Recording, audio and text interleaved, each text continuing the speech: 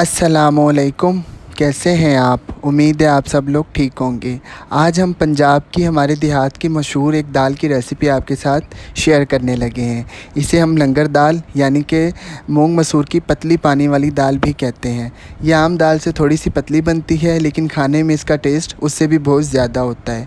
ये हमारी तरफ पंजाब में बहुत ज़्यादा बनाई जाती है और बहुत ज़्यादा शौक़ से खाई जाती है। हम ना सिर्फ इसे चावलों के साथ बल्कि रोटी के साथ भी खाना पसंद करते हैं। तो चलें बनाना स्टार्ट करते हैं। सबसे पहले मेरे पास यहाँ पर मैंने लिया है एक टमाटर और 2 हरी मिर्चें, 2 टुकड़े अदरक के और 4 जवे लहसुन के। इनका मैं अच्छे से पेस्ट बना लूँगा। आप चाहें तो आप किसी भी चॉपर में बना सकते हैं, लेकिन मैं इसको हाथ की मदद से सिलबट्टे पर बनाऊँगा। हाथ की मदद से पीसने से इसका टेस्ट दुबाला हो जाता है, जबकि मशीन से हम जो चीज़ पीसते हैं ना, उसका टेस्ट नहीं रहता। उसके बाद मेरे पास ये 2 कप दाल है। 1 कप मेरे पास मूंग की दाल थी और 1 कप मेरे पास मसूर की दाल थी। इनको मैंने 3 दफ़ा पानी के साथ धोकर और फिर गर्म पानी में आधे घंटे के लिए भिगो कर रख दिया था। आपने इस दाल को 2 से 3 दफ़ा धो लेना है, क्योंकि इसमें मिट्टी की मिकदार काफ़ी होती है, तो इस तरह फिर दाल टेस्टी नहीं बनती। हम ये सारी दाल इसके अंदर ऐड कर देंगे। ये तकरीबन 1 पाव से थोड़ी सी ज़्यादा होगी। दाल ऐड करने के बाद हम इसके अंदर पानी ऐड करेंगे। पानी इतना होगा कि दाल अच्छे से उसमें डिप हो जाए और थोड़ा ऊपर खासा पानी भी रह जाए। ठीक है, तो ये आपने अपने अंदाजे से डालना है। पानी ऐड करने के बाद जो मैंने मसाला पीसा था टमाटरों का और बाकी चीज़ों का, अदरक लहसुन का और हरी मिर्चों का, वो इसके अंदर ऐड कर देंगे। ये पिसा हुआ मसाला डालने के बाद हम इसे हल्का सा मिक्स करेंगे। हल्का सा मिक्स करने के बाद अब बारी आ जाती है खुश्क मसालों की, जो बहुत ही थोड़े हैं, जो घर में मौजूद होते हैं। सबसे पहले आधी चाय का चम्मच लाल मिर्च, क्योंकि मैंने हरी मिर्चें भी इस्तेमाल की हैं इसके अंदर, इसलिए लाल मिर्च थोड़ी सी कम ही डलेगी। हाफ़ टी स्पून से भी थोड़ी हल्दी मैं इसके अंदर ऐड करूँगा। 1 चम्मच चाय वाला भरकर धनिया का मैं इसके अंदर डालूँगा और नमक हस्बे ज़ायक़ा। ठीक है, नमक आप बाद में भी दरमियान में भी पकाते हुए चेक कर लिया करें। ठीक है, इसको हम मिक्स करेंगे और एक बॉयल आने तक इसका इंतज़ार करेंगे, ताकि हमारी दाल को एक बॉयल आ जाए और हमारी दाल जो है वो मसालों के साथ थोड़ी यकजा हो जाए। यहाँ पर हमारी दाल को आप देख सकते हैं एक बॉयल आ गया था।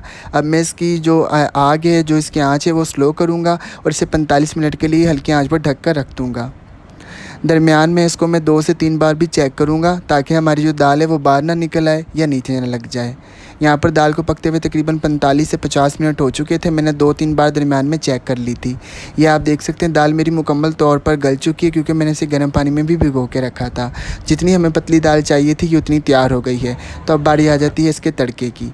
मैंने एक फ्राइंग पैन ले लिया है, इसके अंदर मैं घी ऐड करूँगा। आप ऑयल भी ले सकते हैं। घी या ऑयल की मिकदार हाफ़ कप से थोड़ा ज़्यादा भी आप ऐड कर सकते हैं। मैं भी हाफ़ कप ही घी का इसके अंदर ऐड करूँगा। घी ऐड करने के बाद घी मेल्ट होने का हम इंतज़ार करेंगे। जैसे ही हल्का सा हमारा घी मेल्ट हो जाएगा, तो हम इसका तड़का तैयार करेंगे। ये मेरे पास एक छोटी अदद प्याज है, एक छोटी सी प्याज है जिसे मैंने रफली काट लिया है। ठीक है, बारीक।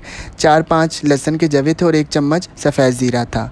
ये तीनों चीज़ें मैं इसके अंदर डाल के इसको अच्छे तरीके से रोस्ट कर लूँगा, यानी कि लाइट गोल्डन ब्राउन कर लूँगा। प्याज से और लहसुन से काफ़ी अच्छा इसके अंदर टेस्ट आता है। ये देख सकते हैं प्याज हमारे काफ़ी हद तक अच्छे हो गए हैं। इस हद तक ही मुझे चाहिए था। अब इसको साइड पर करके हम दाल रखेंगे और दाल को हम हल्का सा मिक्स करने के बाद ये वाला तड़का इसके ऊपर लगा देंगे। तो जी आप देख सकते हैं माशाल्लाह से कितनी ज़बरदस्त और कितनी अच्छी हमारी शक्ल से दाल तैयार हुई है, और कितनी झटपट और कितनी जल्दी ये तैयार हुई है दाल। 2 मिनट के लिए मैं इसको मज़ीद ढक कर रखूँगा, ताकि घी अच्छी तरीके से दाल में समा जाए।